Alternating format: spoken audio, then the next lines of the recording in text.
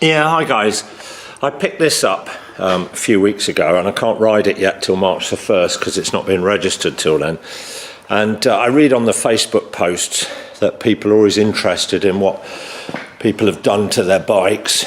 And so I thought I'd just run through this, like going from front to back, and I've been fiddling with it and adding bits and pieces, and I thought some of you might be interested in what I've done. I ought to add that I'm no great mechanic. In fact, I'd say I'm probably below average. So if you are a tip-top mechanic, the sort that sort of puts their centre stand on in 10 minutes, then I should switch off now, because things always didn't go quite smoothly for me. But anyway, I'll just run through what I've done, and if you're interested in just like the tail tidy, for example, then I would just fast forward. I'm just going to go, as I said, from front of the bike to the back. So first off, I fitted that, can you see that? Yes, fender extender there. That is a Pyramid Plastics one. The Power Bronze one, I believe, is a bit longer. It's a pretty good fit in my opinion, and they give you the option of drilling it and putting little plastic rivets in. I didn't do that. I just used the sticky stuff that was supplied with it.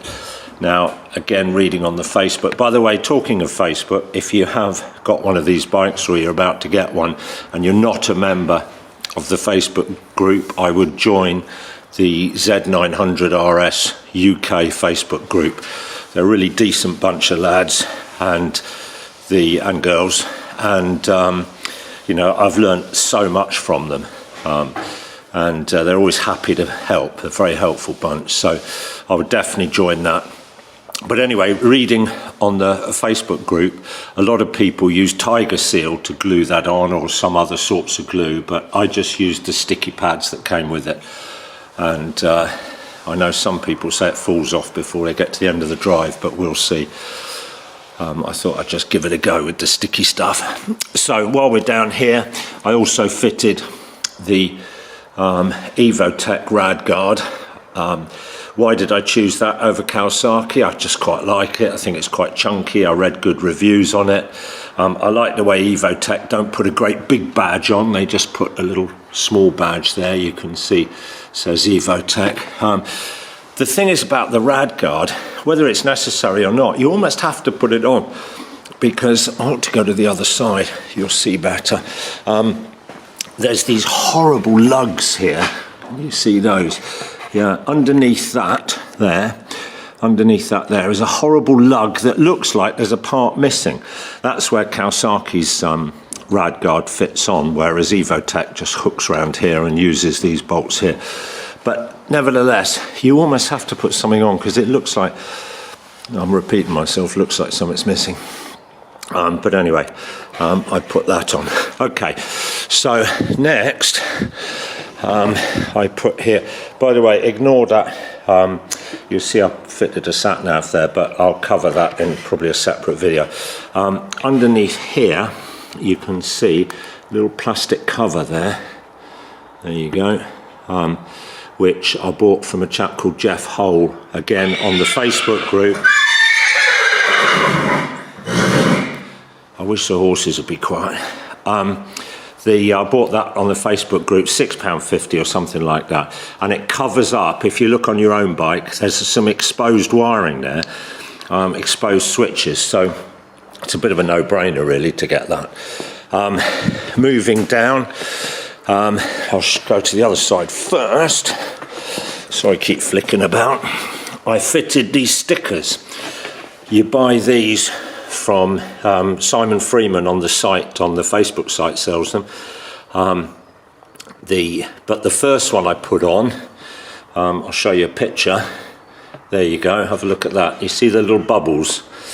So anyway, so I had to take it off. Fortunately, he sends you 2 sets. When you order 1 set, you get 2. So I had the other one, and the second time it went very well. But because I did the bubbles, because I had bubbles in that, when I did the other side, the first attempt, check this out, How dumb is that? I put it on upside down. I was so concentrating not to get bubbles, I put it on upside down. And then when I ripped it off and did the second one, you can see I didn't quite get it central. But anyway, I can just about live with that, I think.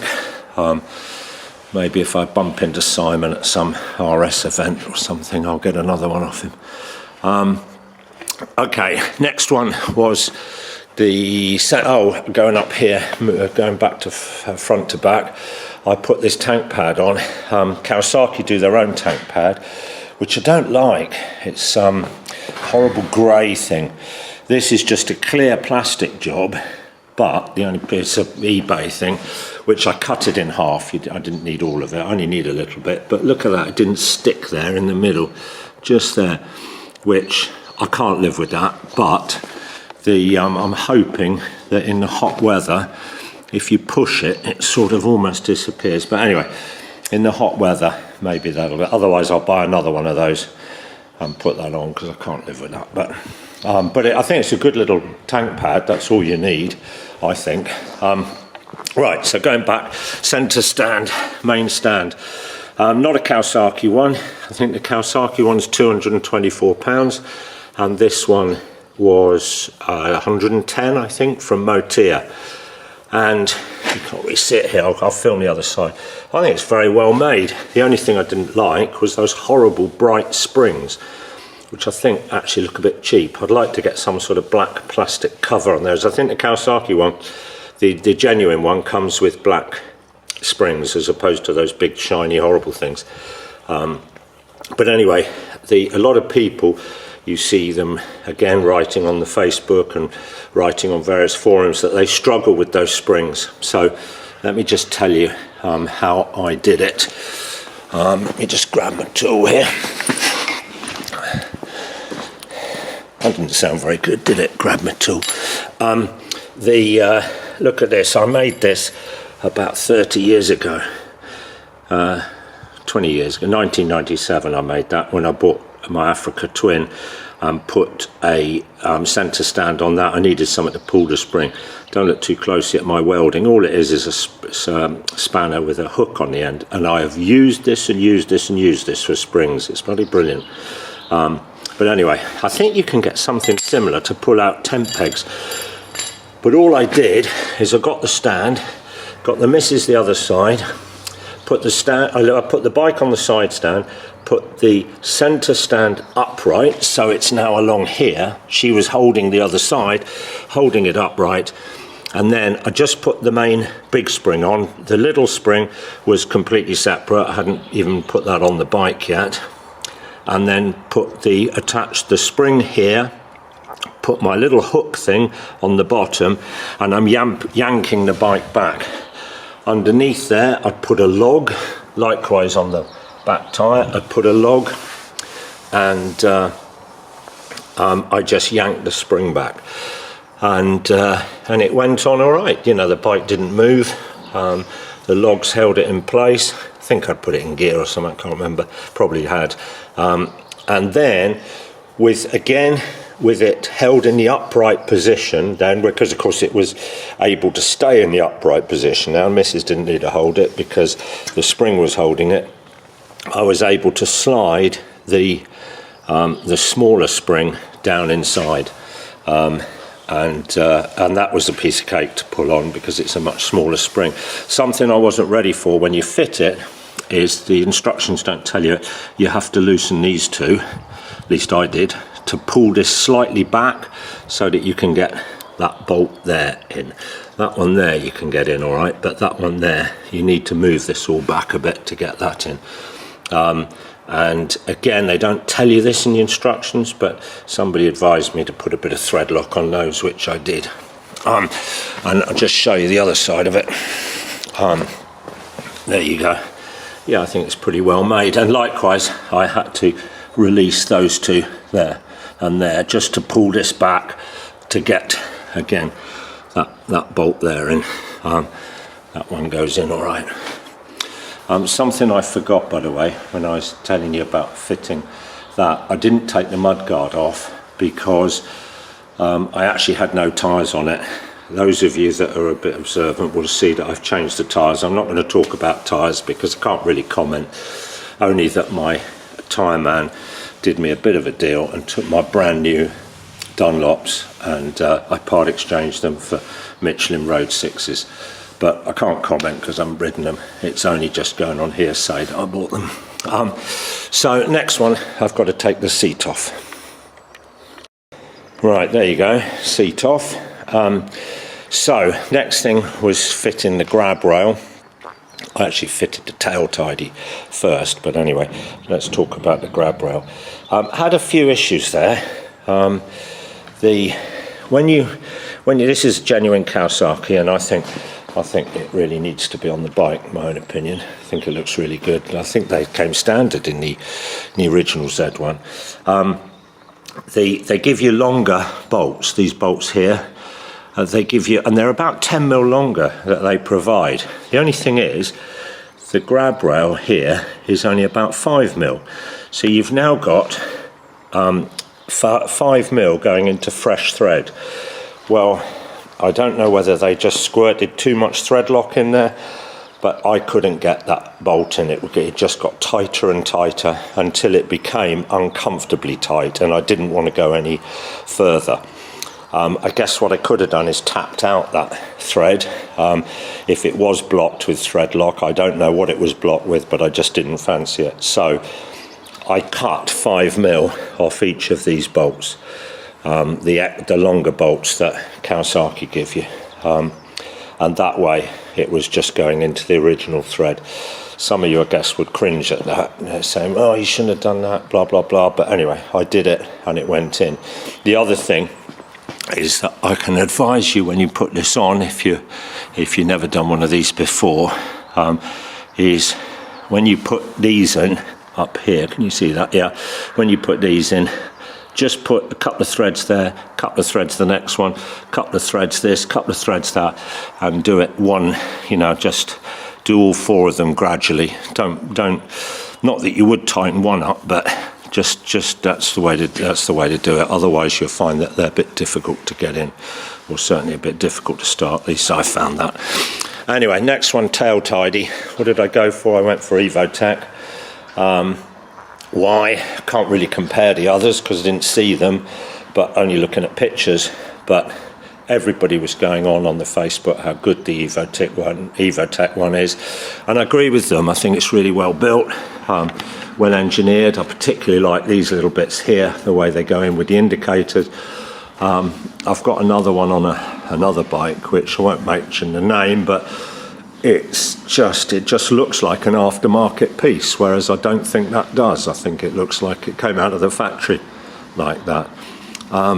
When I first started, or just about to attempt it, you download the instructions on the Evotech website, and they're 56 pages long or something like that. And I thought, oh my God, how am I going to print this lot out? Until you realise that 40 of those pages or something like that, you can actually do on the kitchen table. Because what you're doing is taking this big lump here off, splitting that in half. Well, not splitting it, you unscrew it, and then taking the wires out of this, the indicators out of this, and putting it into the new part, which you can do mostly, as I say, on the kitchen table. But anyway, it all didn't go completely smoothly. First of all, I would go on to YouTube and put in mustard tail tidy, Z900RS mustard tail tidy, and that is a guy in Australia fitting a mustard tail tidy, and the first half he shows you how to get all this plastic bit off, shows you stripping out the old tail, for want of a better expression, and it was pretty useful. So first of all, taking this off, you undo these little bolts here, and then pull the poppers out there, and then there's a popper rubber grommet underneath here. My godfathers, that is tight. I was tugging and tugging and tugging. Obviously the grab rail wasn't on then, but I was tugging and tugging this, and eventually thinking I was going to break it. Suddenly there's a massive bang, and out it pops, not only the plastic out of the rubber grommet, but the rubber grommet also pops out of the hole. So that's easy to put back, but my God, it's just, there's a bit of bad engineering there. It's just too tight in there. And I watched another video of a guy taking that tail off, and he did exactly the same. The rubber came out with it. So I think when I put it back, I put a bit of silicone lubricant, I think, on there. I can't remember. But anyway, I don't fancy taking that out again in a hurry. The next thing is you have to undo 4 Allen bolts. You see those silver bolts there? They're your silver nuts and bolts. There you go there. And there's one there. And then you can just see the other ones at the back. Now, they're Evotech ones. The original are black Allen bolts. Well, have a look at this photo here, and you'll see that I managed to round that bottom left one. I don't really know how I did it. I think I was using I know I was using a socket from a socket set, an Allen from a socket set, and maybe it was a bit worn, whatever. Also, there was a bit of thread lock. I mean, they do like their thread lock on this. There was a bit of thread lock inside the Allen bolt, the head of the Allen, which I hadn't noticed, and so maybe the socket didn't really go in very well, but whatever. I managed to round it, and now I'm in a little bit of a panic. A brand spanking new bike, and I've got a bolt rounded, but fortunately, again, have a look at this photo. You'll see I managed to drill it out, and it came out perfectly without damaging without even touching the drill. Never touched the bike. And then when I put the new one in, I realised that you don't actually need those Allen bolts because they're replaced by Evotech. So, fortunately, sigh of relief, I managed to get away with that. But don't do what I did. Bit dumb this. So you have to take this off. That's where those 4 Allen bolts are. So I'm undoing the Allen bolts, and I'm holding this tail here, expecting it to drop down nicely when I take the Allen bolts out. So I've now drilled the gnarly one out. I've undone the other 3, which incidentally were very tight. And then all of a sudden there's a hell of a crash and a bang, and underneath those 4 Allen bolts is this gubbins here. There you go. There's the 4. They go in the 4 Allen bolts, and there's also this bracket here. So suddenly, a bit like Del Boy and Rodney holding the wrong chandelier, I'm holding this end, and everything falls crashing to the floor. Fortunately, it hit the back tyre and then hit the floor, and didn't do any damage, and didn't touch the exhaust. That would have been a bit of a shame if that had hit the exhaust. Incidentally, I think some people have managed to put the Evotech on and included this again, but I didn't want these. I don't particularly like those reflectors on the side. And also they double up as, there you go, they double up as bungee hooks there. But those hook places there are really, really close to the plastic here. So I thought, well, I'm not going to put a bungee in there because it's going to risk scratching that. So I didn't really want those anyway. If I did have to bungee it, you've got a bungee hook here, and I guess you can bungee around that quite nicely, or around here or something like that. So I didn't really need that. So that was the Evotech, and now I've got the number plate. I've just got to put that on, and it's now whatever it is, 18th Feb, 19th Feb. And I've only got about 10 days to go before I can start riding it. By the way, if you're watching this abroad, that's because we have a new plate system, new registration plate come out March the 1st.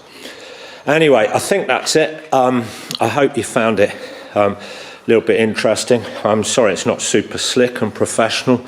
I'm no Missenden flyer, but I don't do this very often. But I do know that people are always interested in what other people have done to their bike.